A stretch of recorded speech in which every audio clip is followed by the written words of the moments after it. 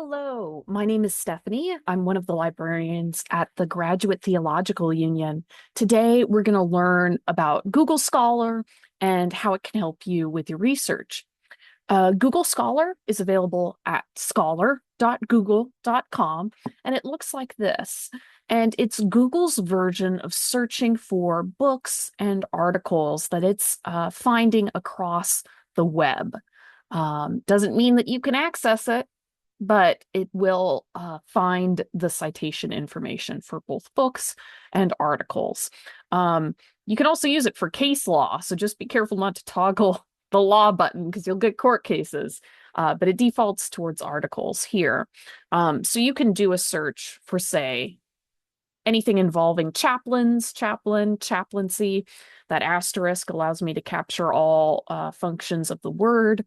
And you can see that we get 500,000 results here. We can limit by time frame, by date, and even create an alert for ourselves if we have a Google account. So if you have your own personal Google account, you could really set up those alerts right there. So you want to make sure that you are signed in, that your profile picture for your Google account shows up here. And in order to see GTU subscribed PDFs alongside those that are available across the web, you'll want to go to the menu in the top left and then go down to your settings. Click Library Links. And you can search for the Graduate Theological Union.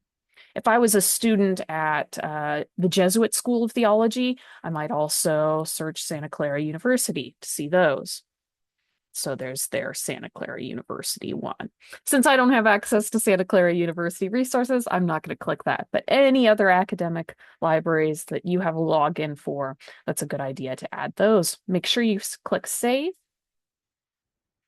So now you'll see, at first, I only saw testing the efficacy of chaplaincy care right there.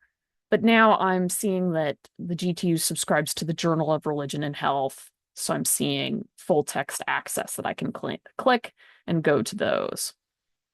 So a lot of great sources here. You can further limit your search by using the advanced search.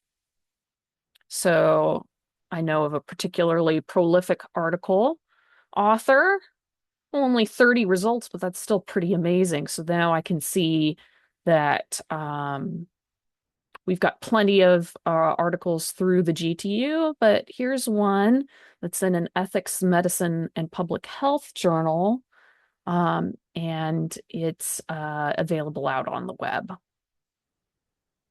So we saw 500,000 articles and citations for books showing up in Google Scholar. By comparison, the GTU subscribed resources are going to show up, and it's going to be around 12,000. Yep. And we have a lot more powerful filters here, especially with language. And these are much more targeted to religious studies and theology. Google Scholar is just one way to check for access. A tool that I like to use is on the electronic resources page. It's the search by journal tool. So for example, Doring has published something very recently in the Journal of Pastoral Theology, and we have subscription access to part of it. It has what's called an embargo, so the most current issues can't access in the ATLA religion database. That's true of a lot of journals. They'll have what's called their back file, their archive, older issues in one database, and then they charge again for the current access in a separate database. So in conjunction, these tools, the Sum in One search, the journal, search by journal, and Google Scholar can be powerful ways to discover and access resources. Just chat a librarian if you have any follow-up questions. Thank you.